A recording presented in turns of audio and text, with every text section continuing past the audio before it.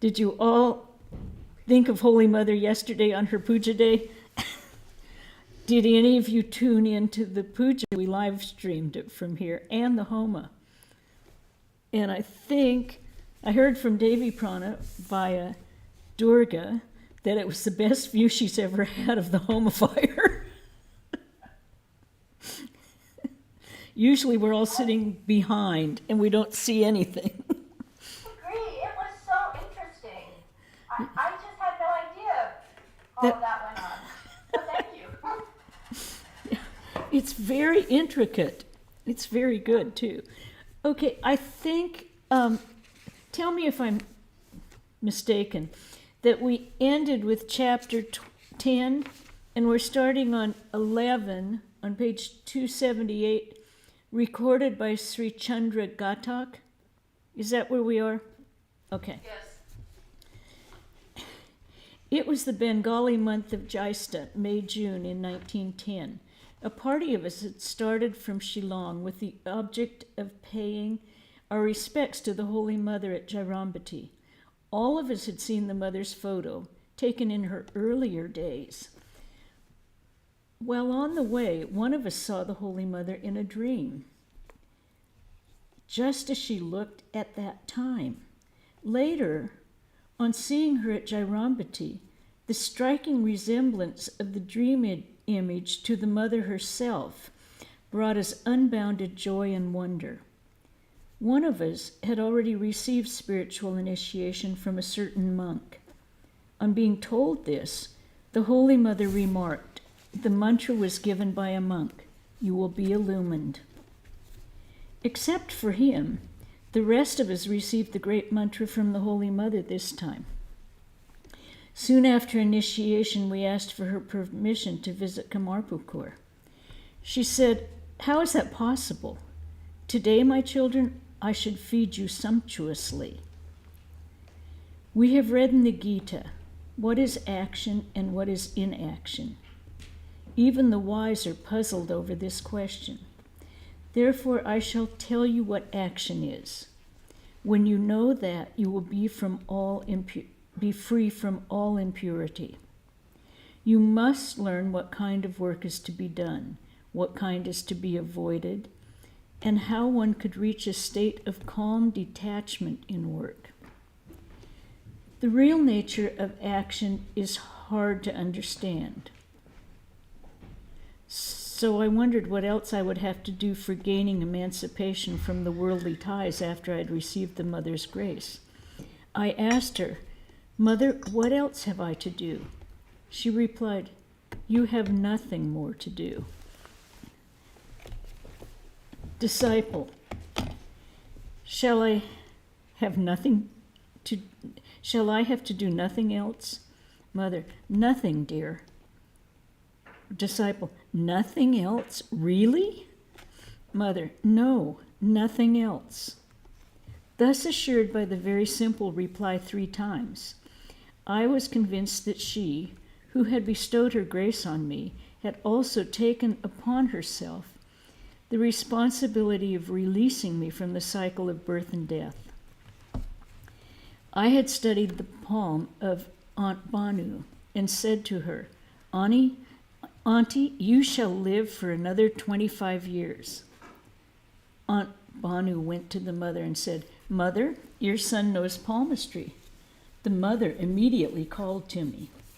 When I went to her, she said, Dear, can you read the lines on my palm? Please tell me if I shall be cured of the gout in my legs. I was struck dumb by her question, for I knew nothing of palmistry. I had simply made an intelligent guess in Aunt Banu's case. I had heard that the Holy Mother's acceptance of the sins of her disciples was responsible for the pain in her legs. I therefore said, since we are responsible for this suffering, you can really be free from this as long as we are with you. On hearing this, the mother was deeply pained. Sinking to the floor, she murmured, Oh, Mother, what does he say? Seeing her so perplexed, I said, Well, Mother, do you really want to be free from this suffering? Mother, yes, of course. Disciple, then you will be cured. Now this made her glad. A little later, the mother remarked, do you see what kind of devotion he has? He feels that everything depends on my will. I went to bid the mother farewell on the day I was to leave for home. I told her, Mother, I cannot correctly keep count while I tell my beads. When my fingers move, my lips do not. And when my fingers and lips move, my mind fails to get fixed. Mother replied, in future, see that your tongue and fingers do not move. Perform japa mentally. While taking leave, I saluted her and said, Mother, I'm going now. Immediately, the mother interjected, saying, Dear, please say, I'm coming. You should not say, I am going. I corrected myself, and the mother glanced at me with satisfaction. This is a very, very Bengali thing. Swami Pravrajika always said, as people left, he would say in Bengali, you go, but to come. So everyone was to come back. Following the Durga Puja of 1912, the Holy Mother stayed for some time at Benares. We too went to Benares at the time of Mother's birthday in the month of December. On her birthday, we saluted her at Lakshmi Nivas in the morning. We worshipped her with garlands of flowers. The mother gave each of us a garland which had been offered to her by devotees. I partook also of sweets offered to the Holy Mother, and then went to the Advaita ashram, where Homa was being performed after the worship. All those present were offering oblations. We too moved forward to offer our oblations. When some of those present protested, saying, You have already taken food. Don't offer any oblation. As a result, everyone except me offered oblations. Just before this, the Holy Mother had come to the Advaita ashram and had noticed all that took place. Addressing the women devotees, the mother said, What they have received is my prasad only.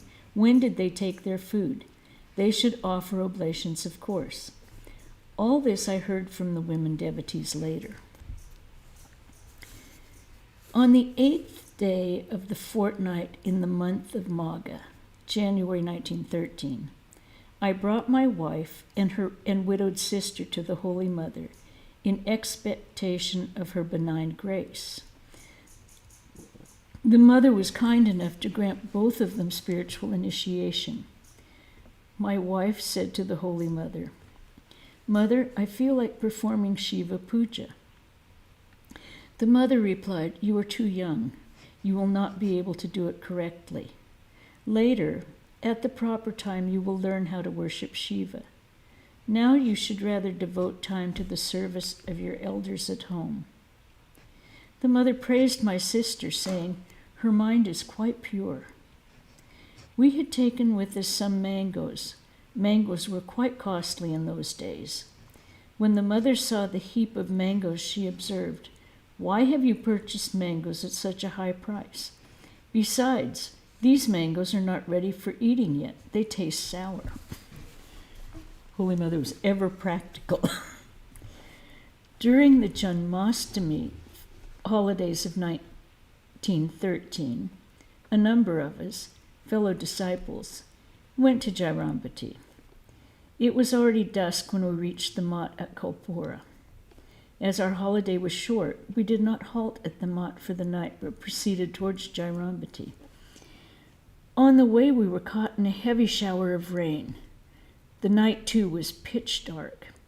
The village paths were muddy and inundated at places. We braved all these hardships and finally reached Jairambati. But as the night was quite advanced, the Holy Mother was not informed of our arrival. The next morning we saluted the mother and told her of our ordeals. On hearing about them, she said, "Oh dear, the master must have protected you. How many snakes you must have trampled upon while traversing the muddy road in the dark. I am much pained to hear of your toils. It is not good to go about recklessly." We said, "Mother, we are pining to see you, and the period of our leave is short. That's why we're in a hurry." Mother, it is natural for you to have such yearning, but it causes me anxiety. Srimati Sudhira, the former superintendent of Nivedita's girls' school, was then staying at Jairambati. At noon that day, the mother sent for me and said, "Look, Sudhira will travel along with you to Vishnupur. Please move cautiously. The bullock cart carrying her should be placed in between those of your party. You are all my own, my children." Disciple, certainly we shall escort her, and we will strictly follow your instruction. While we were taking our night meal, the mother sat nearby and began to chat. Someone raised the topic of initiation of a boy who was about 7 years old. The mother said, "How can he have initiation? He is still quite young. He has perhaps not even learned how to bathe or wash himself. The boy is a devotee. Let him live long. Let him be a servant of the Lord's devotees." As the conversation proceeded, I asked her, "Mother, we take food from anybody and everybody. Will this be spiritually harmful to us?" Mother, the master emphatically objected to one's partaking of food of the Shraddha ceremony, that's the funeral, death of ancestors, for it affects the devotion of the person. Although in all such ceremonies Narayana, the Lord of Yajna, is worshipped, he prohibited the taking of food offered at the Shraddha ceremony. Disciple, then what should we do in the case of Shraddha ceremonies of our near relations? Mother, well, how can you avoid it in the case of your near relations? You can't. The next day I went to see her at about 2 p.m. The mother was seated on the floor in an absent-minded mood. A few days earlier, a devastating flood from the Damodar River had caused havoc. I told her all that I had learnt from newspapers and hearsay. She listened patiently and then said in a voice full of pathos, "My son, do good to the world." Hearing these words from her lips, I mentally prayed to her to grant me the opportunity of serving the Lord manifested as the universe. As I saluted her before coming out of the house, I heard her murmur, "Only money, money, money." Hearing these words, I got alarmed. I presumed that the mother was perhaps commenting on my excessive attachment to money. Immediately, she looked at me and observed, "No, child, money too is a necessity. Look here, Kali runs after money only." Kali, or Kali Kumar, was the third brother of the Holy Mother. On 24th December 1915, I went with my family to see the mother at the Udbodhan house. My wife was carrying in her hand some sweets. Revered Golap Ma was putting them aside with the idea of offering them to the master some other day, when the mother objected, saying, "Well, don't do that. Please offer now to the master whatever my daughter-in-law has brought. This will bring good to her." The next morning, my wife went to see the mother. On returning home in the evening, she told me, "Today the mother showered her grace so abundantly on me that its memory will give me joy forever." At about 9 or 10 in the morning, the mother had puffed rice and fried peas purchased for 3 pice. Placing them on her apron and taking her seat on the floor, she began leisurely to partake of the snack. She now and then offered me a handful, saying, "Dear, take it, please." Compared to various delicacies I had previously taken, the joy in eating this puffed rice was something unique. At noon, the mother asked me to massage her feet. She also asked me to air her bedding in the sun. She thereby greatly favored me by accepting my humble services. Besides, I had the following conversation with her. Disciple: Mother, can I offer cooked food to the master? Mother: Yes, you can offer cooked food. The master was fond of shukta, a quasi-bitter preparation. It's a mixed vegetable with bitter melon in it. Disciple: Can I offer him preparations of fish? Mother: Yes, you can. While offering them, you have to utter the prescribed mantras. Then the mother asked, "Does my son," thereby meaning the lady's husband, "take fish?" Disciple: Yes, he does. Mother: Yes, he should take as much as he likes.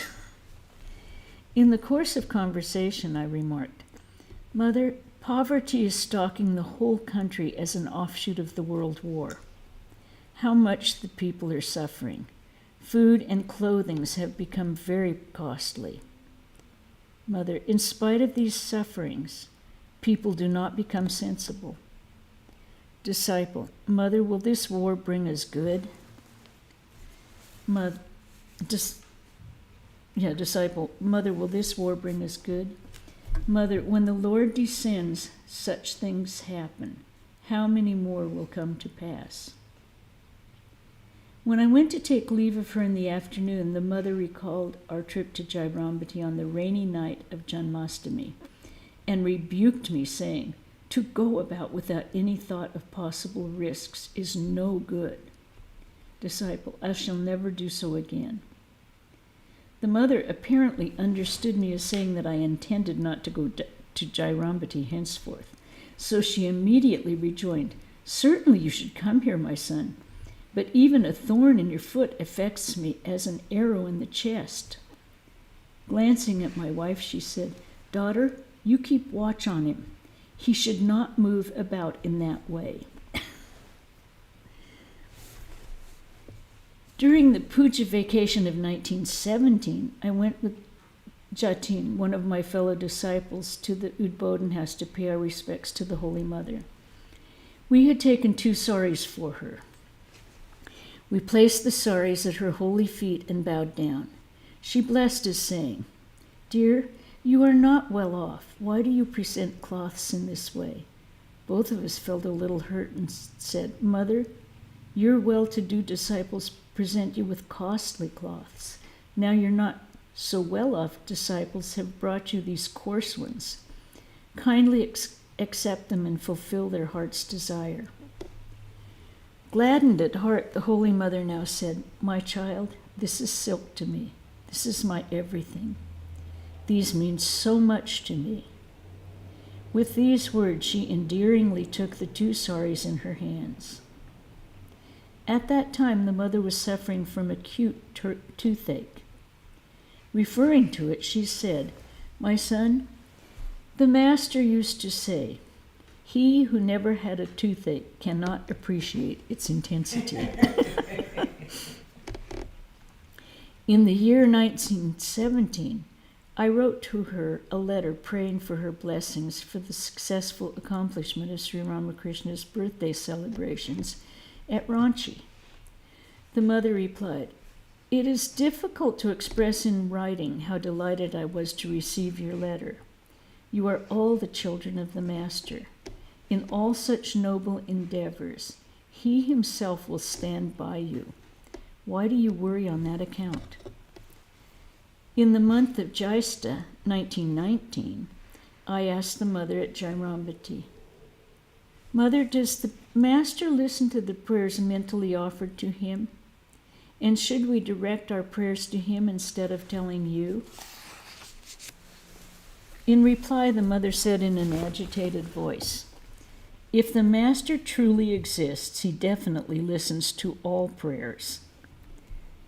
While bowing down at her feet at the time of leaving Jairambati, I told her, "Mother, if I do not find a bullock cart in the daytime, I shall walk on foot from Kotulpur to Vishnupur. Mother, my son, why should you tax your body so much? Why should you exhaust yourself in this way? You will certainly find a cart." The mother's prophecy proved true. I got a cart. This was my last meeting with the mother in a physical sense. Did you notice this went over like how many years? 1910 to 1919, 9 years. He had direct encounters with the Holy Mother and remembered them so he could tell them to us. Now this chapter 12 is recorded by Swami Ritananda.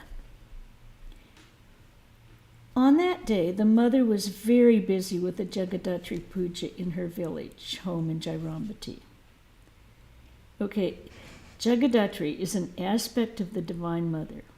In this form, she is represented as riding a lion while subduing a demon in the form of an elephant. Now and then she would say, "How will the Mother's worship be performed?" Today she was performing the daily worship of the Masters very early. A large quantity of fruits, sweets, etc. was offered. At the time of them, she said to the Master, "Look, the Divine Mother's worship will be held today. Please take your food quickly, for I shall have to go to the place of worship." Then she uttered something inaudible. It seemed to me as if she was talking with a living person. When the puja was over, she went to the place where Jagadatri was being worshipped and sat through the entire puja, all the time looking intently at the image with adoring eyes. One day I did the marketing at Kolpara. Then I collected flowers for the mother to use for worshipping the Master and went to Jairambati. When I arrived there, the mother said, "I was thinking you would come just now, and I would then go for bathing." She took the articles and then gave me puffed rice to eat. Then, wearing a bathing cloth, the mother began to rub her body with oil, all the while speaking about us, the inmates of the Kolpura monastery. All of a sudden she said, "I am your mother. Why should you feel embarrassed?" Then she finished her bath and went to perform the worship of the Master. One day I thought I would ask the mother how I should do my spiritual practices. In the afternoon she was doing japa with her rosary while sitting on the veranda. But when I approached her, I forgot all that I wanted to ask. I didn't feel like asking her any question. Simply saying, "Mother, kindly take my responsibility," I broke into tears. Then the mother comforted me, saying, "Don't weep. I have already taken up your responsibility long ago. And the Master too has taken up your responsibility long ago. Why do you worry?" One day I dreamt that the mother was telling me, "Take the vow of brahmacharya." When I narrated it to revered Hari Maharaj, Swami Triyananda, he said, "Go and tell this to the mother." Some days later, I told this to the mother at Kolpara. On hearing me, she smiled and said, "All right, come to see me with a new cloth tomorrow when I perform the worship. Let the visit be private." The next day I went to the mother and found that she had finished the worship and was sitting on the veranda rubbing her teeth with gul. This is remains of tobacco cake after it had been smoked. Now, this was something Swami Swahananda liked very much also. No sooner had she seen me than she lolled out her tongue and said, "See, the worship is finished. I simply forgot. Nevertheless, I am coming after washing my mouth. Go and be seated in the shrine room." Entering the shrine room, the mother said, "Shut the door." They, women members of the family, are there. Then she told me, "Take off your shirt." Taking water from the copper puja vessel, the mother sprinkled it over my body. Then with her hand she touched my navel, chest, and head and uttered something mysterious. Taking the new cloth, she said, "Just see, the Master is here. Say, 'I am giving thee my entire responsibility today.'" Next she gave me the cloth, saying, "Today I have given sannyasa to your very soul." So elated had I become at that time that I even forgot to salute the mother. This mood of mine persisted for a few days. The mother was living at Kolpara along with Radhu. Radhu, who was almost insane, was expecting a baby. The mother was all the time worried as to how Radhu would come out safe through this ordeal. And with this end in view, she was vowing offerings to various deities, and anxiously praying to them. During these days, the mother told me once, "Look, it seems that the Hanuman Charit can predict the good or bad future of a person. Well, why don't you find out if it can forecast the fate of Radhu?" I procured a copy of the book and, glancing through it, found a checkered table. One has to put his finger on any of the squares. Mother placed her finger on one square, and I read out the results for the same. It said that Radhu has a good future. Very happy at this, the mother said, "Then Radhu will certainly be all right. Since it is his, Hanuman's word, she will definitely come round." At one time, the head of the Kolpara monastery had some difference of opinion with his colleagues. The mother was then staying at Jairambati, and I think all of you have gotten the picture that Kolpara and Jairambati are not very far apart. They're within walking distance of each other. We often purchased provisions for her in Kolpara and carried them to Jairambati. The mother used to ask me in detail about the members of the monastery. She was well posted about everything that happened there. One day, when her niece asked me about this disagreement, the mother said to her, Why are you inquisitive about it?" After she left, the mother said, "You see, you have to adjust yourself to all conditions. The Master used to say, Sha, Sha, Sha." Okay, footnote on that. 3 consonants, 3 types of S's, which I cannot hear the difference, of the Bengali alphabet, having similar sounds. In this context, they stand for the Bengali word shaya, forbearance. Thus, the expression means forbear, forbear, forbear. The Master used to say, Sha, Sha, Sha. Exercise patience in everything. The Master is looking after everything. Later, when the mother was staying at Kolpara, the head of the monastery told her, "Mother, the monastic workers do not want to stay here.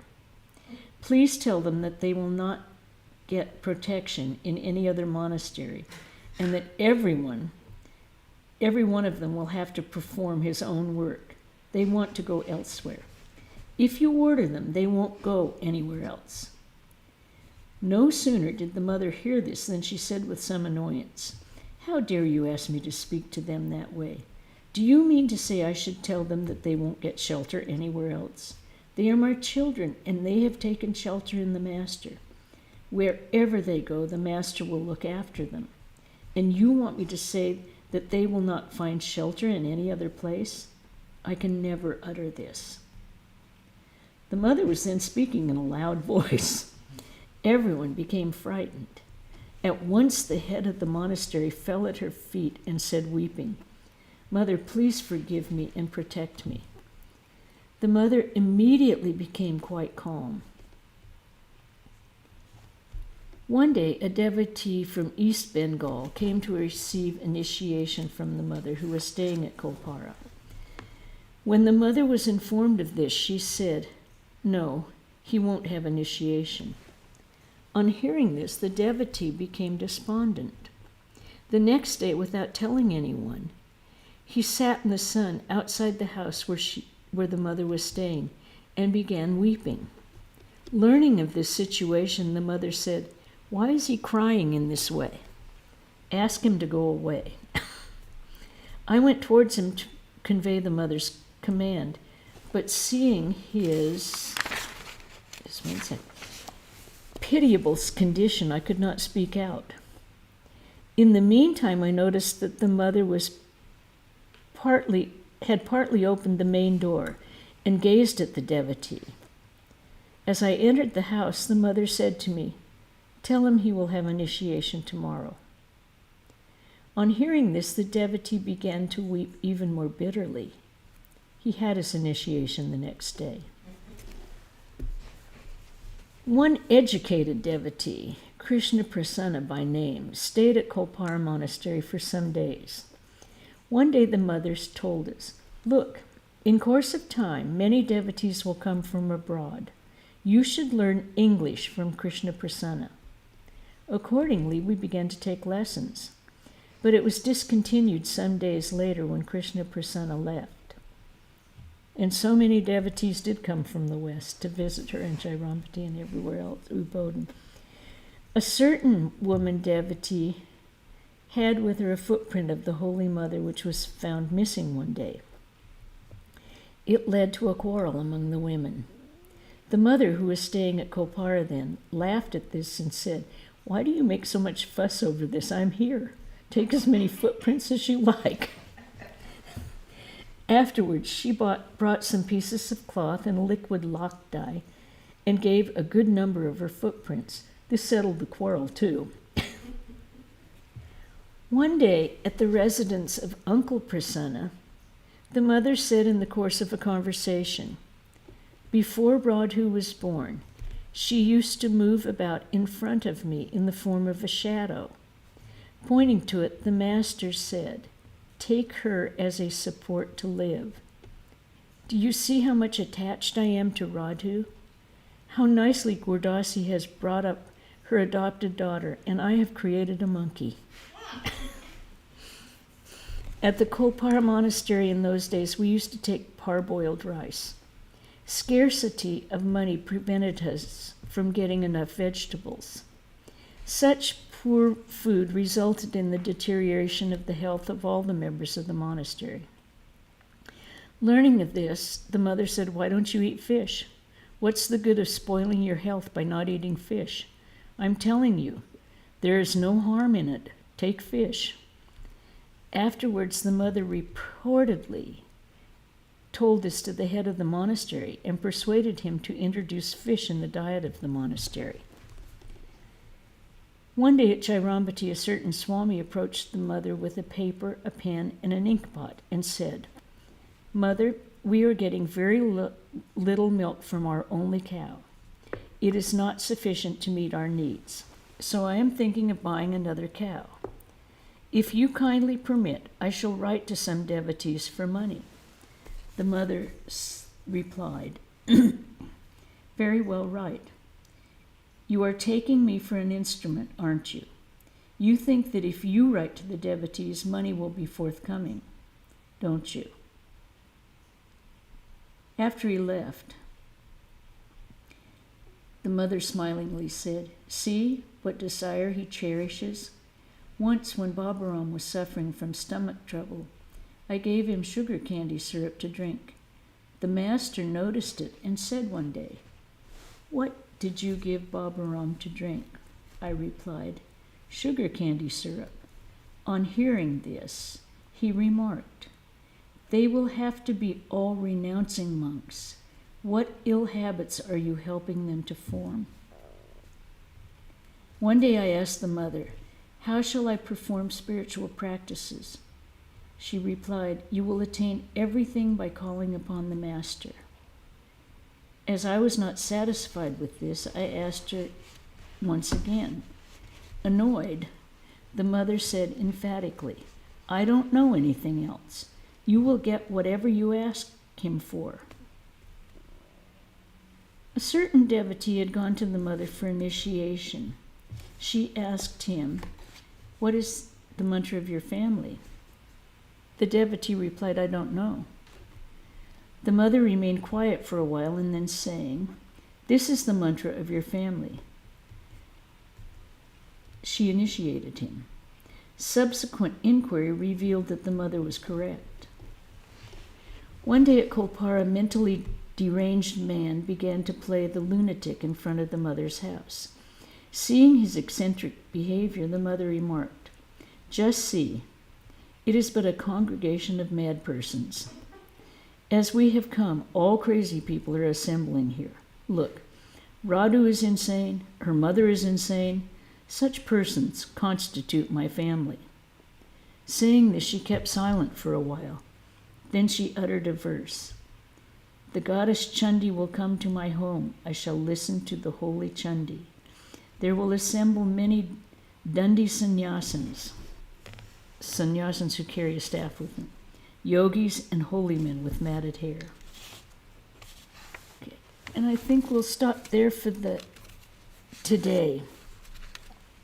Any questions or any comments on what we've read? This was quite an interesting section. We learned quite a bit about instructions to various people, and you notice that they were very individualized, that each person got their own instruction. It wasn't a general one for everyone. So as Swami Sarvadevananda says, if you have a guru, don't edit what he says. Don't add to, don't take away. Do as he says.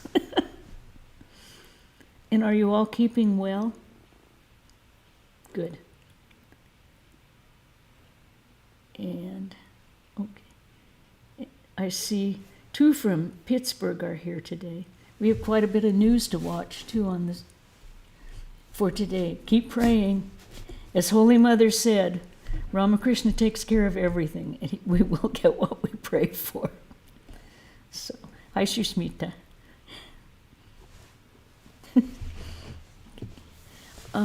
So then we'll close with the chant.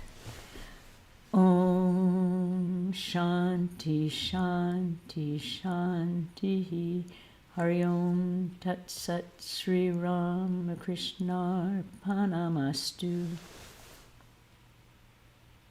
And we'll see you next week.